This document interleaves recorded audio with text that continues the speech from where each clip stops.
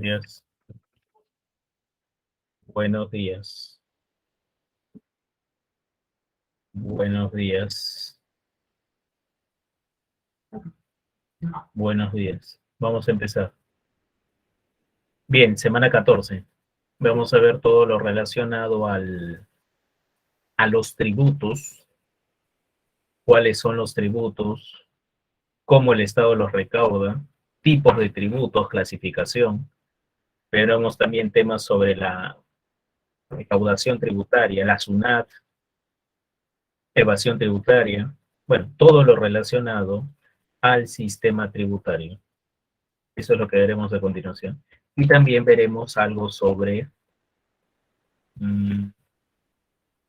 el presupuesto público, de dónde el Estado obtiene recursos y en dónde o a dónde destina esos recursos, ¿correcto? Bien, empezamos. Sistema tributario. Todo lo que le permite el conjunto de instituciones, normas, mecanismos, operaciones, entidades que le permite al Estado recaudar tributos, que, ojo, no es la principal fuente de financiamiento, es la principal fuente de financiamiento, pero no es la única. Digamos, alrededor del 60%, un poquito más, un poquito menos, del dinero que el Estado recauda, alrededor del 60% del dinero que el Estado obtiene para realizar sus gastos, lo obtiene del sistema tributario. No es la única fuente de ingresos, pero es la más importante, gracias al tributo. Al cobro de tributos. Precisamente el sistema tributario es todo lo que le permite al Estado recaudar tributos, correcto. Ahí están los elementos del sistema tributario, lo mismo, solo que acá está más bonito, es lo mismo. ¿Cuáles son los elementos del sistema tributario? Administración tributaria, política tributaria y normas tributarias. Los tres elementos del sistema tributario, los tres elementos que le permiten al Estado recaudar tributos. Ahí está ya más sencillo. El primer elemento son las normas legales, las normas tributarias. Si el Estado nos quiere cobrar algún tributo, ese tributo tiene que estar amparado por ley. Los tributos tienen que, el cobro de tributos tiene que estar respaldado legalmente. Ah, yo soy presidente. A partir de este momento comienzo a cobrar un tributo para los estudiantes preuniversitarios. Aquel que quiere estudiar aquel que quiera llevar estudios preuniversitarios tendrá que pagar un impuesto, un tributo. Al presidente de la República puede cobrar tributos, pero no puede cobrar lo que le dé la gana. Primero tiene que haber una ley, primero tiene que haber una norma que le permita al Estado cobrar tributos. No lo hace porque le viene en gana. Ya ejemplos más reales, no existe ese impuesto a la educación preuniversitaria, pero si existiese, se tiene que crear a través de una ley. Tiene que ser discutido en el Congreso, tiene que ser aprobado o no en el Congreso, etc. Es así. Por ejemplo, hay impuestos, tributos conocidos, el IGB, por ejemplo, el más conocido de todos. ¿Por qué nosotros pagamos IGB? ¿Por qué estamos obligados a hacerlo? Porque hay una ley que nos obliga a hacerlo, la ley del IGB. ¿Por qué pagamos el impuesto predial? Ya más adelante veremos el detalle. Les digo un ejemplo, el impuesto predial, el impuesto a IGB, general a las ventas, el impuesto a la renta, etc. Porque la ley nos obliga a hacerlo, pues, ¿correcto? Y el Estado, las instituciones que recaudan esos tributos, se respaldan para cobrarnos esos tributos en las normas. A eso se refieren las normas tributarias. La principal norma tributaria está acá. La principal norma tributaria es el Código Tributario. La principal norma tributaria es el Código Tributario. Según el Código Tributario, en el Perú solo se van a cobrar tres tipos de tributos: impuestos, tasas y contribuciones, que después lo veremos al detalle, pero solamente se puede cobrar en esos tres tributos. ¿Qué más se señala en el Código Tributario? ¿Por qué se van a pagar tributos? ¿Quiénes van a pagar tributos? ¿Qué transacción económica tienes que realizar para pagar tributos? ¿Qué tiene que ocurrir para que pagues ese tributo? Correcto. Todo eso se señala en las normas tributarias. ¿Cuál es la principal norma tributaria? El código tributario, correcto. Bien, ese es el primer elemento. Es quizás el más importante, ¿eh? Porque el cobro de tributos, el sistema tributario está respaldado legalmente, correcto. El código tributario, la principal norma tributaria. Después tenemos la política tributaria, medidas que se aplican para mejorar la recaudación, medidas para aumentar la recaudación. Vamos a incrementar el IGB. ¿Cuánto es el IGB? 18%. La política tributaria puede decidir incrementar el IGB a 20% o reducirlo o exonerar. No saben, no saben, deben saber, lo dijo el presidente en su discurso, que fue bien aburrido su discurso, dicho sea de paso, da sueño su discurso. Él nomás cuando habla de sueño, imagínate 2 horas de hablando, bueno, ese es otro rol. Habló de la exoneración al IGB. Exoneración es cuando te liberan del pago de tributos. Muchos productos están exonerados de IGB, de primera necesidad, cuando compramos pollo, cuando compramos pan, etcétera, no pagamos IGB. Esa decisión vino, esa propuesta vino del MEF, del Ministerio de Economía. Al final lo tiene que aprobar el Congreso, sí, pero la idea es del MEF. El Congreso lo aprueba o lo desaprueba, pero generalmente siempre lo aprueba. ¿Con qué objetivo se exoneró? Para promover la economía, ¿no? Para promover el consumo. Otras medidas tienen como objetivo aumentar la recaudación. En este caso, para aumentar la recaudación, sube las tasas, suben los porcentajes, ¿no?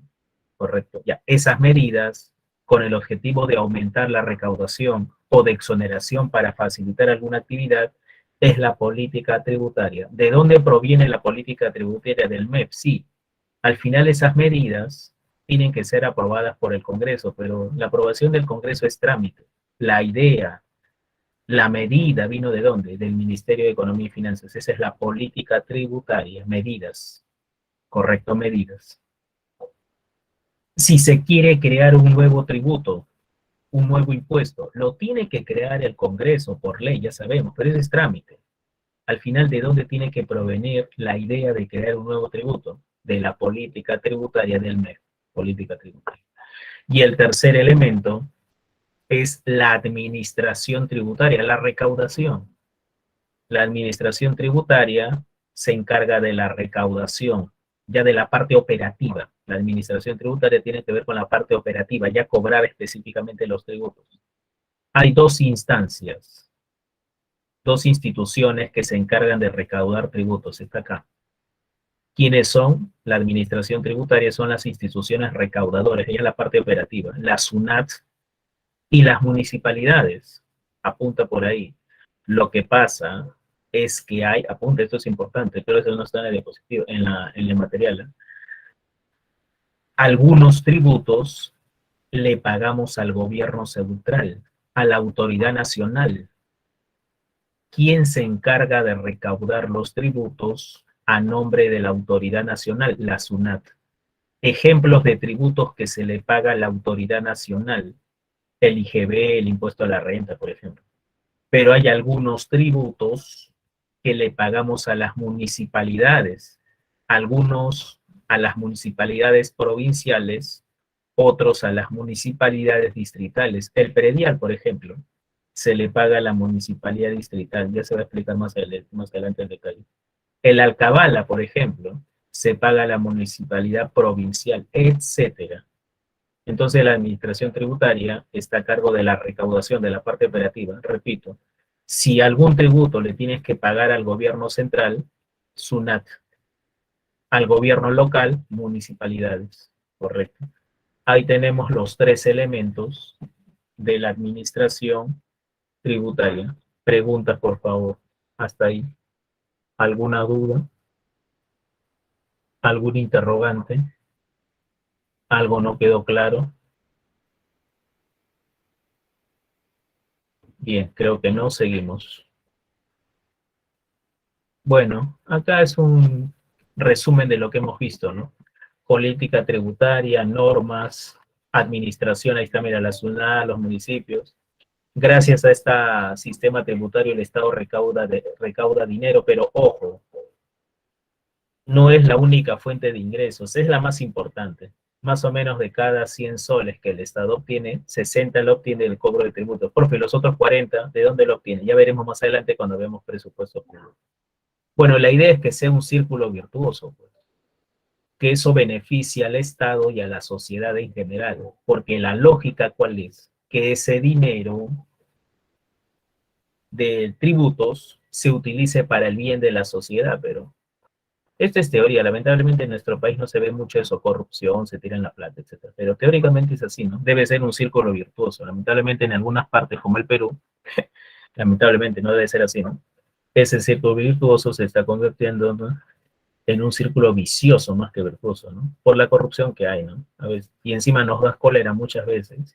Tú te vas a Suecia, a Noruega, a Dinamarca, países del primer mundo, verdaderos países del primer mundo. La gente tranquila, contenta. No hay informalidad porque la gente contenta, tranquila, paga sus tributos. ¿Te acuerdas de la clase de informalidad? Acá no, porque acá la gente con cólera, ¿para qué? Si al final no recibo nada, la educación pública es una desgracia, la salud es una desgracia, etcétera. Bueno, teóricamente debe ser un círculo virtuoso, ¿no? Pero en la práctica es todo lo contrario. Bien, seguimos. Si no hay preguntas, seguimos. Ahora sí. Ah, no, seguimos con los tributos, ¿no? Bueno, los tributos es el dinero que los ciudadanos, la población paga, pues. ¿A quién se le paga? Al Estado. No son facultativos. Ah, yo quiero pago. Si quiero no pago. No son voluntarios, no son facultativos, ¿no? No son donaciones por parte de nosotros, no. Son pagos obligatorios. Nos obligan a pagar, pero por esa razón, esa obligación es legal.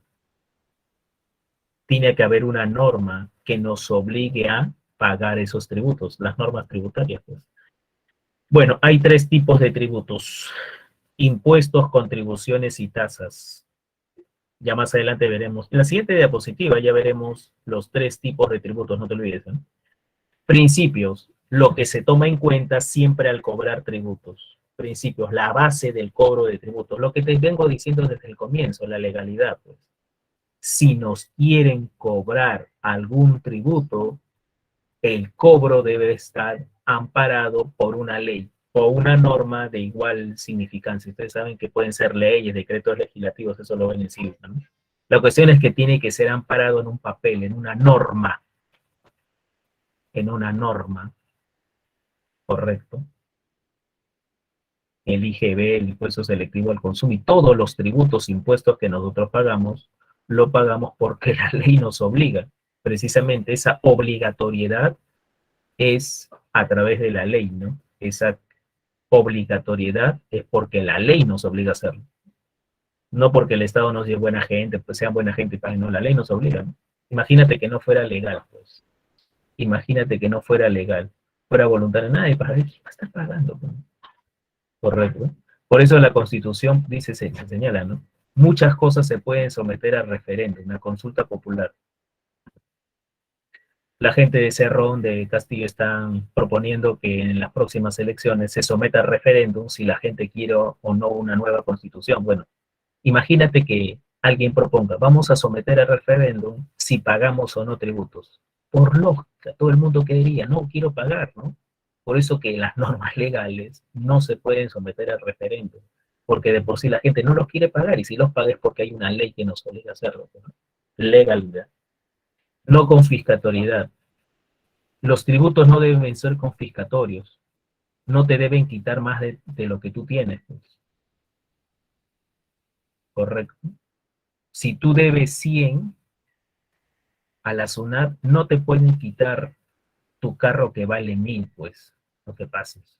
Si tú eres un taxista, le debes a la municipalidad tributos, sabes que no me has pagado tus tributos, me quedo con tu carro, no se pasen, pues.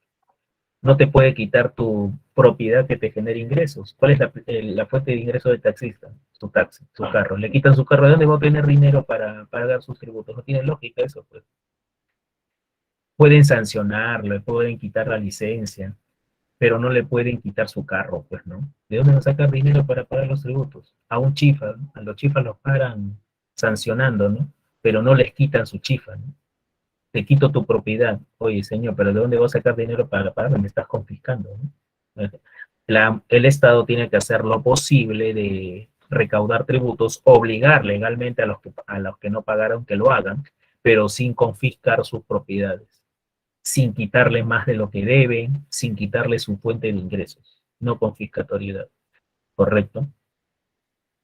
Y el tercer principio es capacidad contributiva. Esto se relaciona bastante con la equidad distributiva, ¿no? Capacidad contributiva, equidad distributiva. ¿Qué significa equidad distributiva? Si más tienes, paga más posible. Si menos tienes, paga menos. Creo que eso tiene mucha lógica, ¿no? El que más tiene que pague más, el que menos tiene que pague menos. Por eso que hay exoneraciones, pues. La exoneración se le da a las personas que tienen poco dinero, ¿no? Es una forma de... detrás de estas exoneraciones está la capacidad contributiva. Se le exonera del cobro del pago de impuestos, de tributos a los que menos tienen. Ya se va a ir explicando al detalle más adelante. Bien, esos son los principios tributarios. Capacidad contributiva, si eres supermillonario, paga más. No te pases. Bien, preguntas por favor hasta ahí. ¿Alguna duda? ¿Alguna pregunta?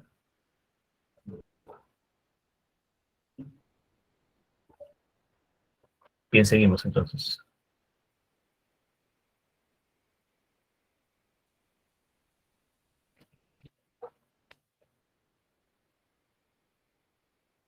Bueno, ahí tenemos la clasificación de los tributos. Impuestos, contribuciones y tasas.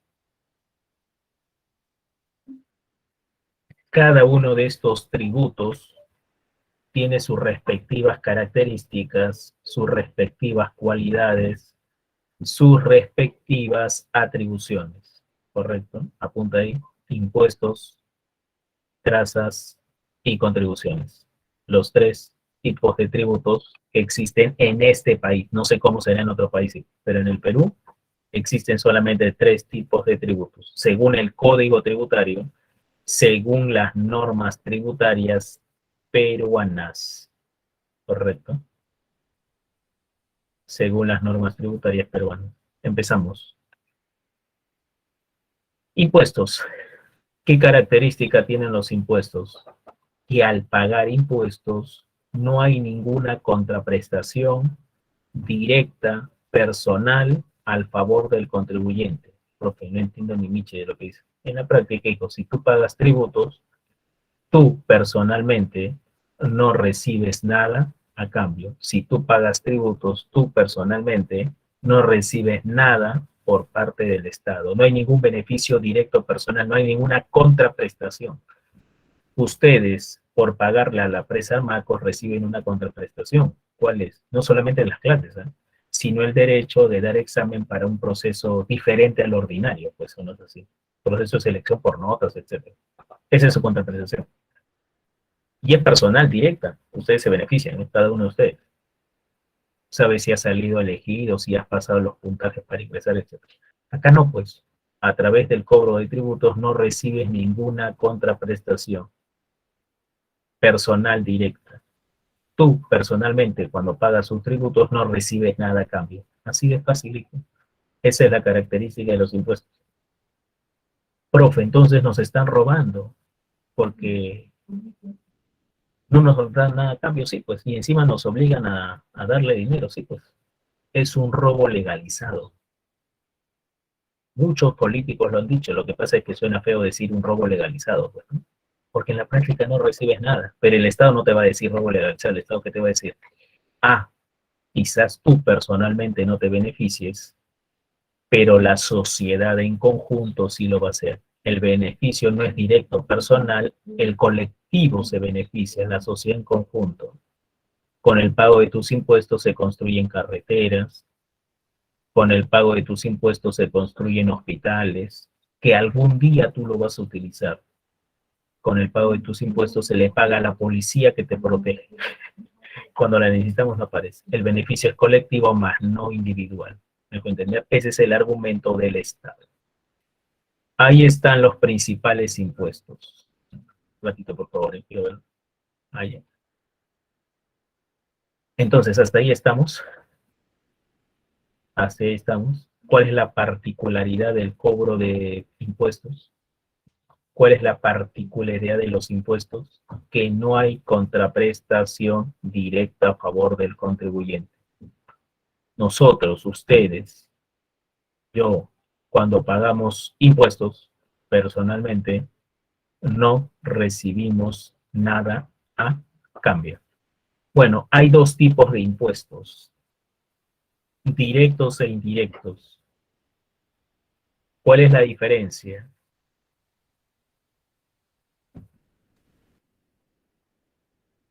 Ya. ¿Cuál es la diferencia?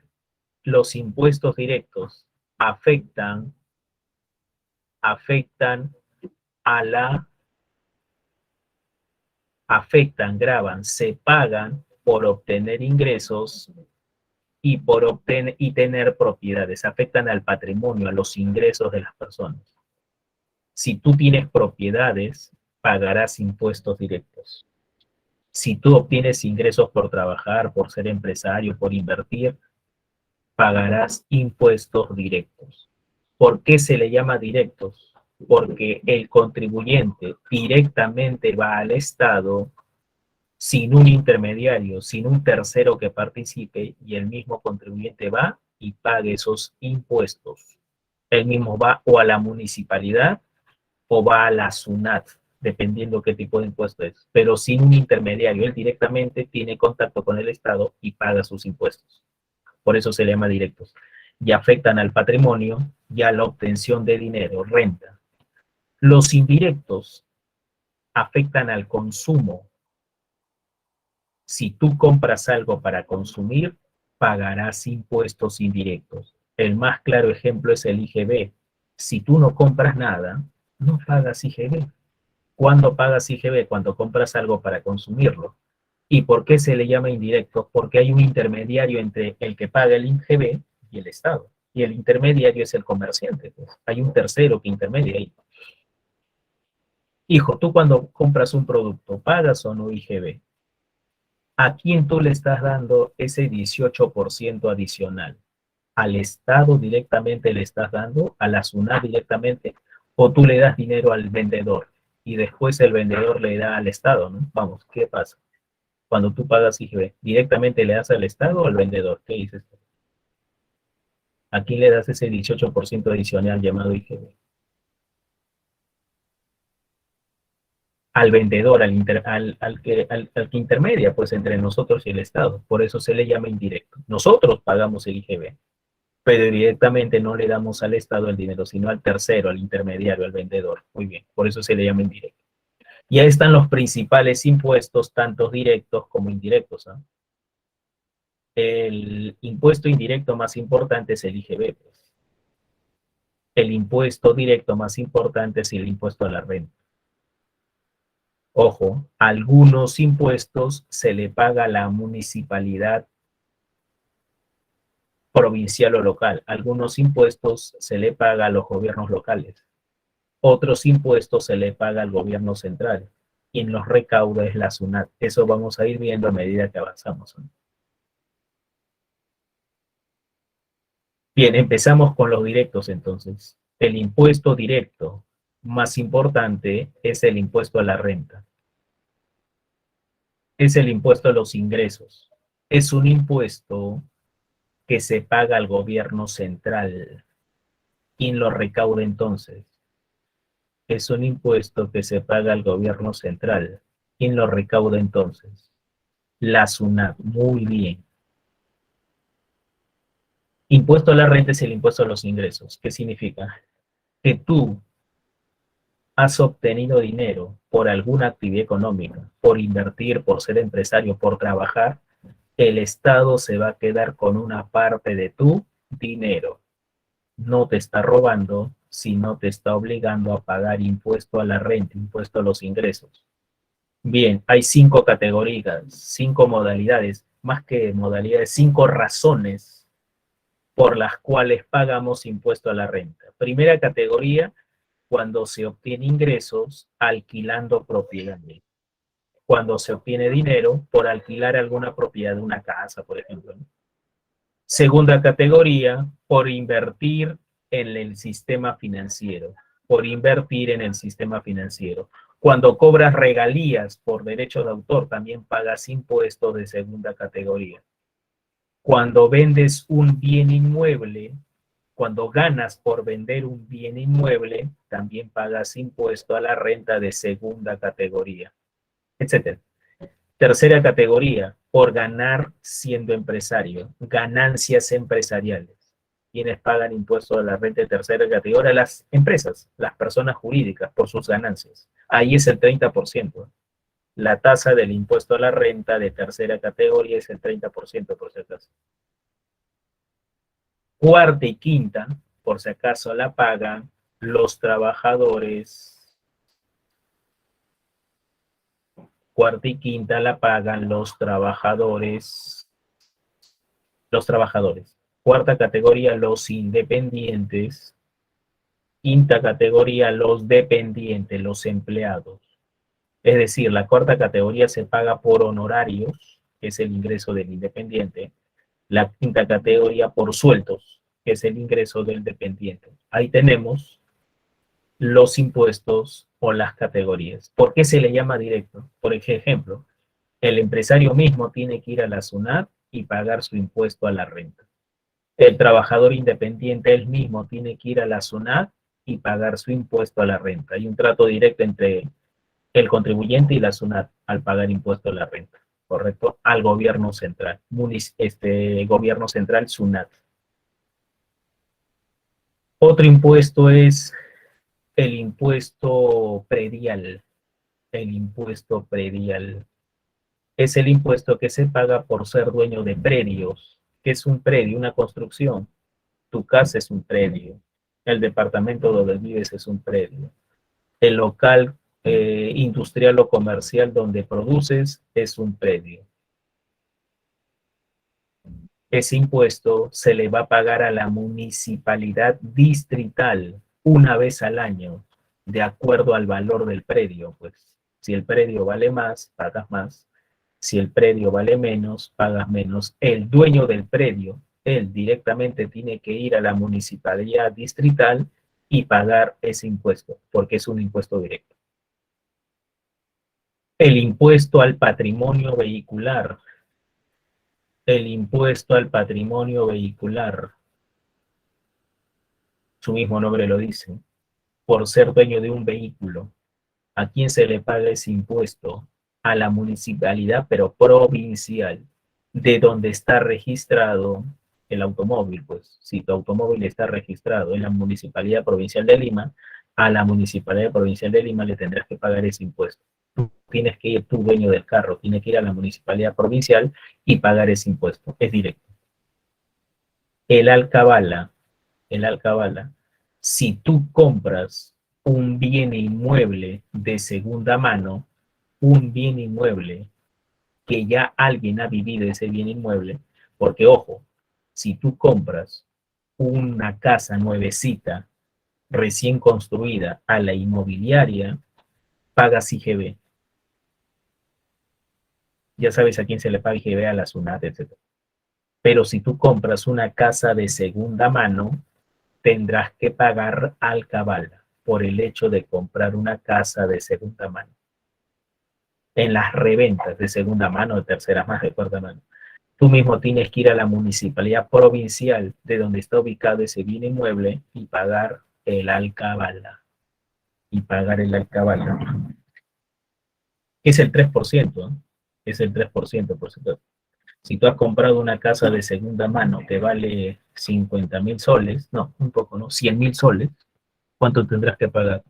El 3%, que es 3.000 soles. ¿A quién le tendrás que dar esos 3.000 soles? A la municipalidad provincial, ¿correcto?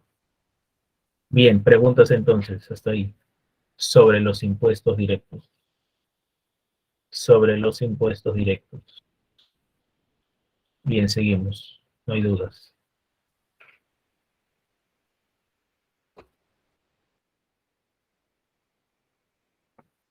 Sí, el vehicular también, lo acabo de decir, a la municipalidad provincial. Solo el predial se le paga a la municipalidad distrital, ¿eh? Distrito donde esté ubicado el predio, ¿no?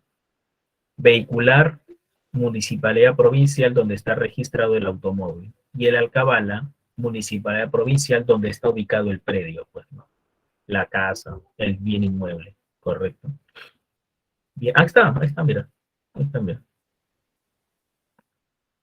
Ah, no, esta es me estoy confundiendo. Esto ya es el IGB, ¿no? Bien, indirecto. ¿Por qué se le llama indirecto? Porque nosotros le damos el dinero al vendedor, no a la SUNAT directamente. Hay un intermediario ahí entre la SUNAT y el contribuyente, que es el vendedor. Bien, el IGB es el impuesto indirecto más importante. ¿Por qué se le llama general? ¿Por qué se le llama general? ¿Por qué se le llama general? Porque se aplica por todo, pues sí. Compras un chicle, pagas IGB. Compras alimentos, pagas IGB. Compras servicios de turísticos, pagas IGB, etcétera. Aunque hay algunos productos que están exonerados. ¿Qué significa exonerado? Que no pagamos IGB, que el Estado nos da esa facilidad.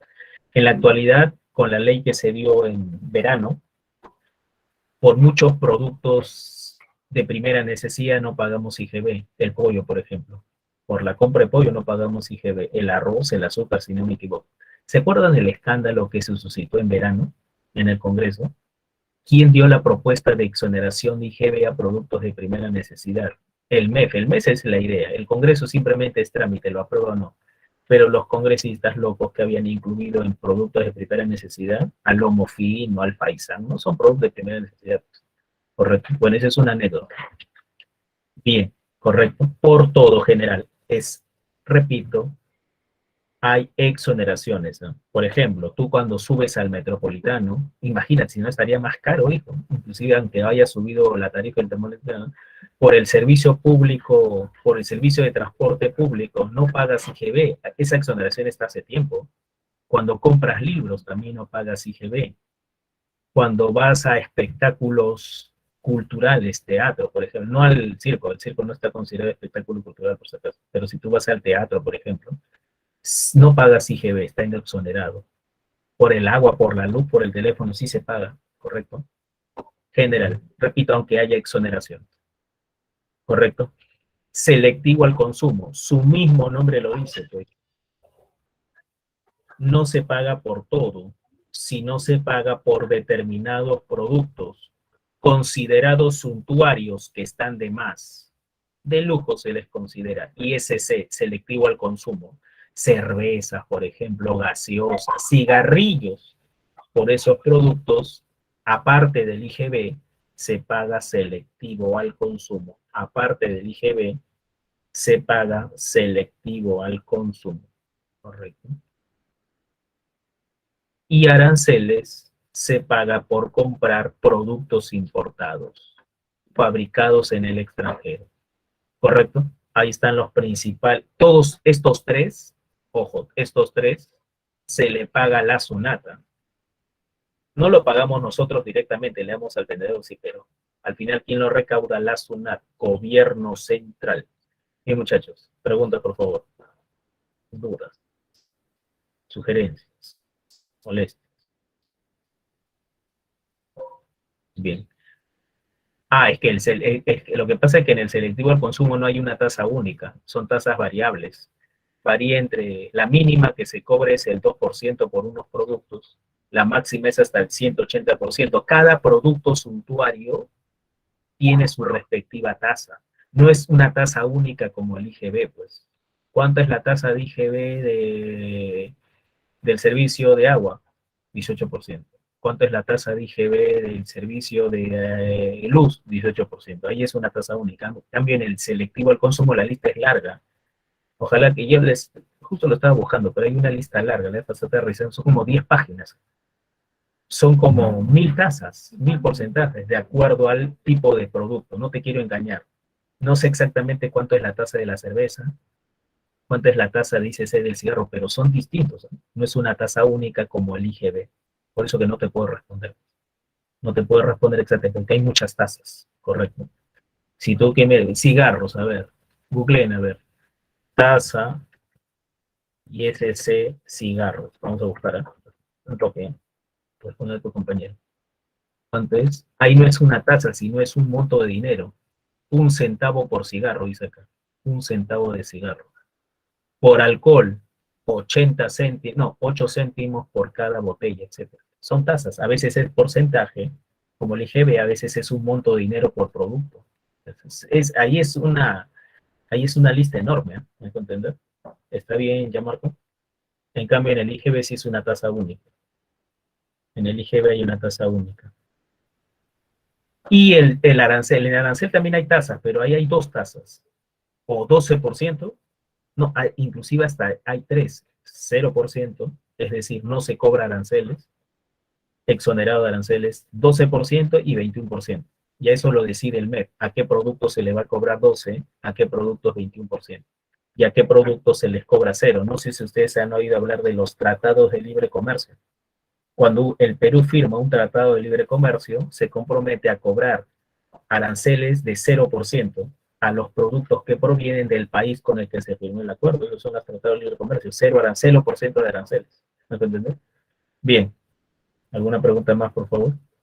Entonces seguimos. Seguimos. Ahí más tarde, si tienen tiempo, revisen, busquen.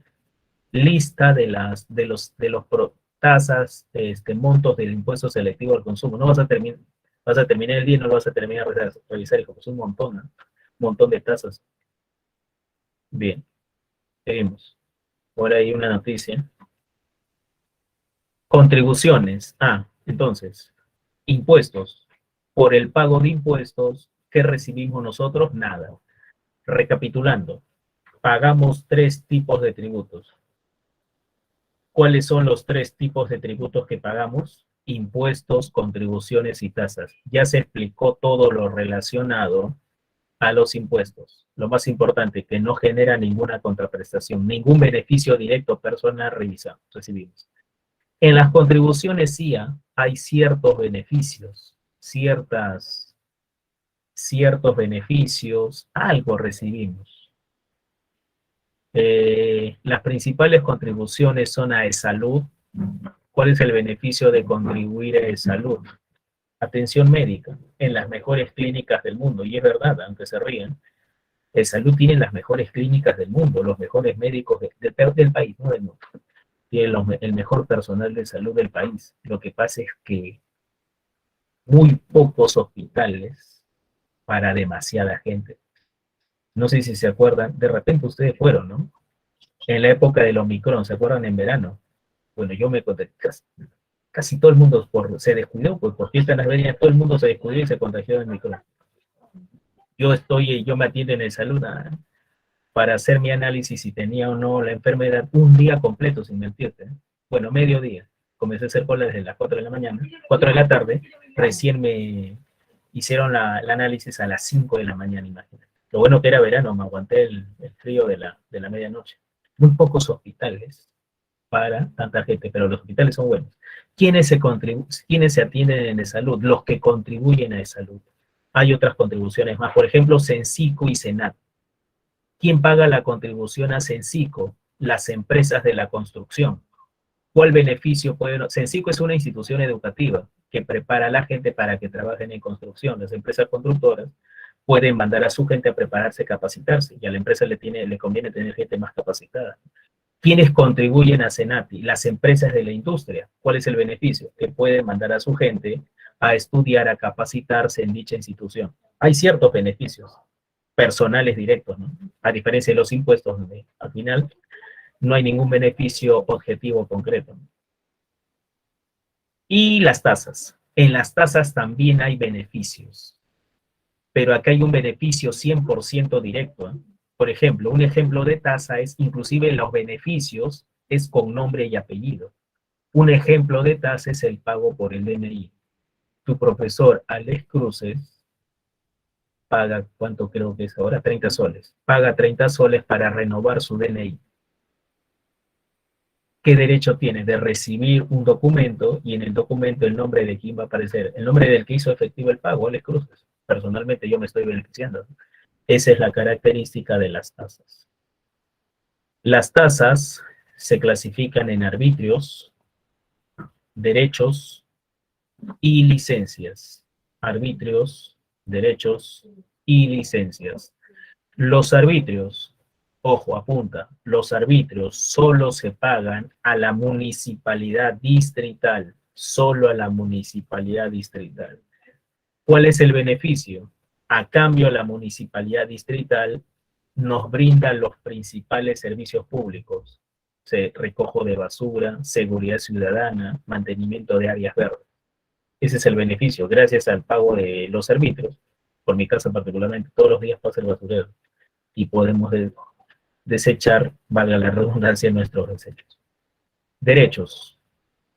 Los derechos se pagan por trámites administrativos. Ejemplo, el pago por el DNI, tramitar DNI, pasaporte, etc. Ese es el beneficio. Personalmente nos beneficiamos porque obtenemos el documento donde está nuestro nombre. Nosotros personalmente nos beneficiamos, ¿no? Cuando tú pagas por el DNI, ¿tienes que poner o no tu número? Personalmente te estás beneficiando. Y las licencias, autorizaciones, ¿no? Las licencias son autorizaciones para realizar alguna actividad económica, poner un negocio, un emprendimiento, etc. Te das cuenta que en las tasas sí hay beneficios personales directos, efectivos, con nombre propio. Ahí estamos. En las tasas sí hay beneficios directos personales con nombre propio. ¿Vemos bien? Bueno, seguimos. Base tributaria. Ya, a partir de ahora ya terminamos de ver la clasificación de los tributos. A partir de ahora veremos otros conceptos ligados a tributos. Algunos otros conceptos tributarios. Ya hemos visto la clasificación de los tributos, ya hemos visto los impuestos, las tasas y las contribuciones. A partir de ahora veremos algunos otros términos, conceptos tributarios. Disculpa.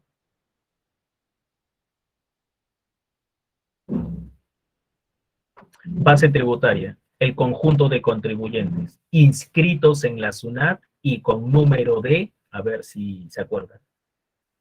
La base tributaria, el conjunto de contribuyentes, el conjunto de personas naturales y jurídicas inscritas en la SUNAT. Y al inscribirse en la SUNAT, que adquieren su número de, vamos, su número de R, con R empieza, vamos.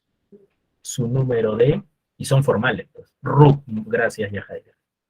Su número de RUC, registro único de contribuyentes, como el DNI, pero de los contribuyentes. Esa es la base tributaria. Toda la base tributaria es el conjunto de contribuyentes inscritos en la base de datos de la SUNAT. La SUNAT los puede identificar, pues, hace seguimiento para que paguen tributos. Presión tributaria. El PBI es el dinero que se genera por las actividades económicas. El porcentaje de la recaudación como porcentaje del PBI. Si el PBI fue 100, si las actividades económicas generaron un PBI de 100 y el Estado recaudó 15 de esos 100, ¿cuánto representa el 15%? Es decir, ¿de dónde sacó el Estado 15? Del cobro de tributos. Nosotros nos sacamos el ancho, nosotros trabajamos y el Estado fácil viene y nos cobra tributos, ¿no? ¿Cuánto en el ejemplo? El 15% del PBI, como ejemplo. Presión tributaria, recaudación tributaria como porcentaje del PBI, como porcentaje del dinero generado por las actividades económicas. ¿Quién genera el PBI? El sector privado. El Estado simplemente viene fácil y nos cobra tributos. ¿Estamos bien? Presión tributaria. Bien. Evasión tributaria es un delito, ¿eh? Hay evasión y elusión. ¿Qué viene a ser la evasión? No pagar tributos, hijo, engañarle a la SUNAT. Tú sabes, o si no sabes te explico. Una empresa, por ejemplo, una empresa debe pagar impuesto a la renta. ¿Qué era el impuesto a la renta de tercera categoría? Es el impuesto a las ganancias. Pues el impuesto a la renta es el impuesto a las ganancias. ¿Cuánto es el impuesto a la renta de tercera categoría que pagan las empresas? 30%. 30% de sus ganancias. Imagínate que la empresa fue, y no te olvides, ¿te acuerdas las primeras clases? La ganancia de una empresa es igual a ingresos menos costos, ¿no? Si la empresa ganó 200 y sus costos en 100, ¿cuánto estaría ganando en el ejemplo de la diferencia? 100. 30% de 100 es 30 soles, debería pagar la empresa, ¿no? Porque es el 30% de 100 de su ganancia. La evasión tributaria, en otras palabras, es engañarla a la SUNAT. Decirle, SUNAT, ¿sabes qué? No he ganado, realmente ganó 100 y realmente la empresa cuánto debe pagar legalmente, 30%, 30 soles, pero le engaña a la SUNAT. ¿Cómo? No declarando el verdadero monto. Decir, ¿sabes qué, SUNAT? Yo no gané 100, he ganado 50. Ya no para pagar 30, sino para pagar ¿cuánto? 15 dólares. Le está engañando a la SUNAT. Decir que ha gastado menos. Ya mi ingreso ha sido 200, pero mis gastos han sido 150. Mi ganancia solamente ha sido 50, SUNAT. Le está engañando. Eso es evasión. Al final la SUNAT se va a dar cuenta y te va a sancionar. Porque siempre le puedes engañar 1, 2, 3 años, pero al final va a caer. Hasta Al Capone, uno de los principales delincuentes del mundo, cayó ante la SUNAT de Estados Unidos. Un empresario pichiluche, que va de tributos no va a caer, pues evasor de tributos va a caer, pues así que en algún momento va a caer, y inclusive en el Perú, bueno, en Estados Unidos es normal, en Estados Unidos es normal, aunque no hayas pagado $1 de impuesto, te vas preso, hasta por $1, 2, 3 meses como mínimo. Lo que pasa es que en nuestro país la pena de cárcel es efectiva si el delito es por 4 años para arriba, en cambio en Estados Unidos hasta por 2 días, pero te vas preso por 2 días. O sea, te obligan a pagar, pues hay castigo, ¿no? Acá no, pues. Pero ya ha habido un antecedente. Un grupo de hermanos, creo, ya habían evadido demasiado, se les condenó a 12 años cárcel efectiva, pero al final estuvieron 3, 4 años nada más, pero hubo castigo efectivo. Bien, lo que se hace más que todo es ilusión. La evasión tributaria es engañar a la SUNAT, es un delito. Pero la ilusión no es engañar a la SUNAT, sino aprovecharse de los vacíos legales, de los trámites que no son claros para no pagar tributos. Oye, pero debes pagar tributos. Oye, pero acá la ley no es clara. No, sí, pero es cuestión de interpretación. Eso es elusión tributaria. Un ejemplo de ilusión tributaria. Un ejemplo es lo que dijo una vez Pérez Aliaga, pues el que fue el candidato, ¿no? El Porqui. Oiga, señor, usted es un evasor tributario. Yo no soy evasor. Usted le debe un montón a la SUNAT. Sí, pero la SUNAT no me notificó. Pero usted ya debe saber, porque tiene que no, pero la SUNAT, y eso es verdad, ¿eh? Para que tú pagues tributos, la SUNAT te tiene que notificar con un documento, señor López Aliaga, tiene que pagar tanto, tanto. El documento nunca llegó a su oficina, nunca le enviaron. Y él se aprovecha de esa norma para no pagar tributos. Él no es evasor, es el ludor, no sé cómo debe ser el término.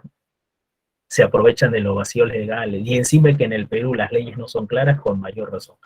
Y eso es lo que hay más en nuestro país. En nuestro país poco a poco está disminuyendo la evasión. Más que todo hay elusión tributaria, ¿correcto? Bueno, el tiempo nos está ganando. Exoneraciones cuando el Estado te libera de algunos pagos, del pago de algunos impuestos, de algunos tributos. Por ejemplo, la exoneración del IGB a productos básicos, pollo, huevo, leche, es lo que se dio en verano, ¿no? La idea fue que las cosas estén más baratas, pues. Presupuesto General de la República, documento donde se señala de dónde el Estado obtiene dinero, documento en el que se señala en qué va a gastar el dinero el Estado.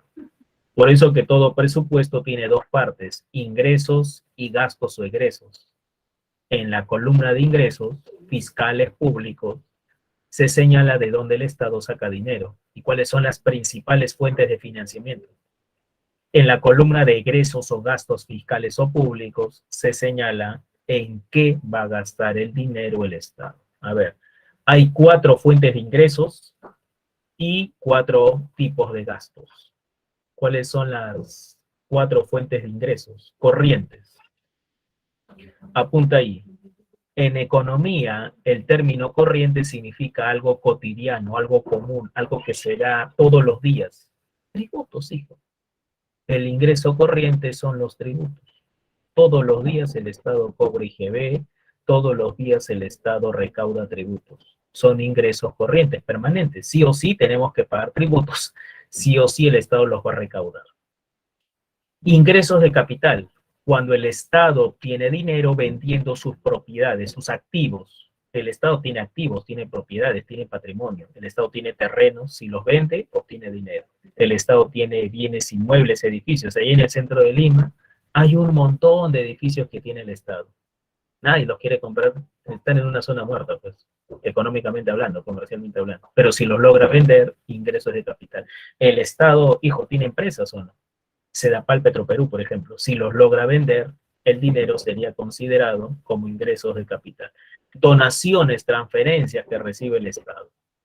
Y financiamientos son préstamos, dinero que se obtiene en el sistema financiero. ¿Te acuerdas lo que vimos la semana pasada?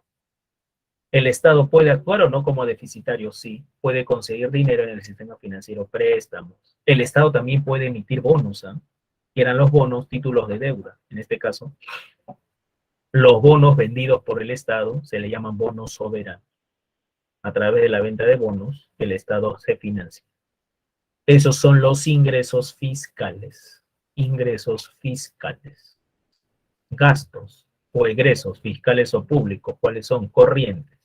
Por favor, te dije hace un rato. ¿Qué significaba la palabra corriente? Permanente, cotidiano, algo que se da diariamente. A los gastos corrientes se le llaman gastos operativos de funcionamiento.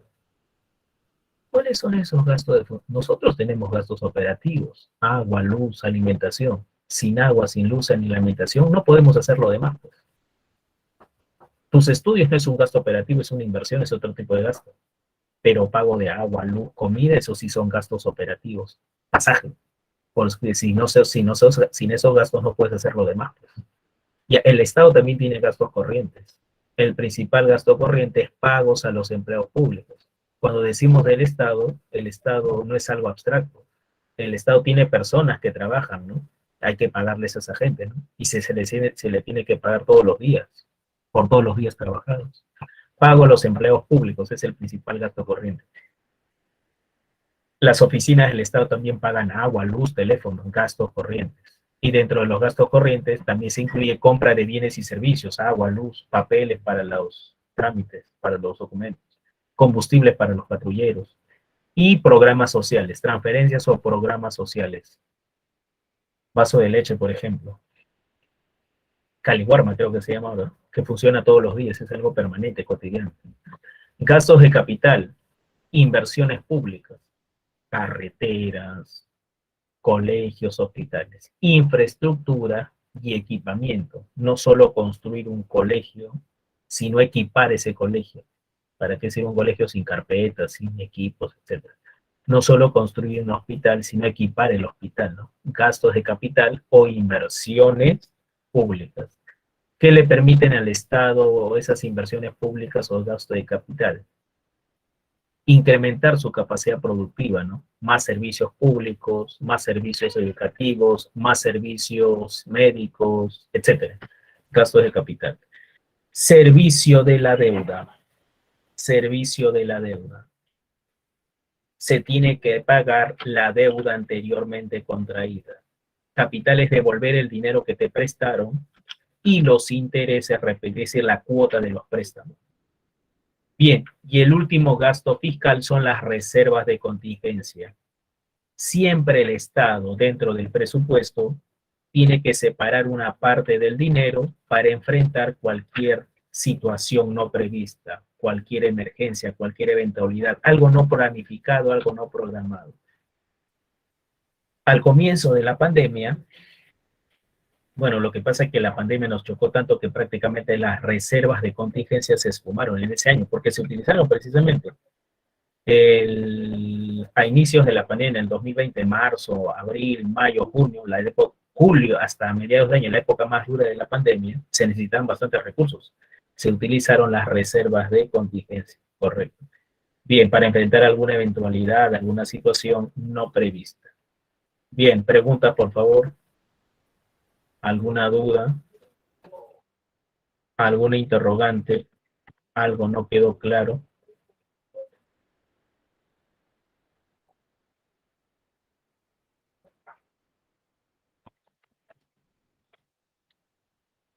Bien, ahí están las claves. Anótalas, apúntalas. Sería Elusión es aprovecharse de los vacíos legales para no pagar tributos. No es un delito. La ley no es clara. La ley no es clara. Correcto. La ley no es clara. Oye, pero debes pagar tributos, pero acá no dice. No, pero sí dice, no, es cuestión de interpretación. No es un delito, es aprovecharse de los vacíos legales. Y en nuestro país hay bastante ilusión porque las leyes no son claras. Evasión sí es un delito, no pagar, engañar a las unas es otra cosa. Bien, estas son las claves, gracias por todos, por todo, nos vemos la próxima semana. Cuídense, cuídense, chao. Nos vemos.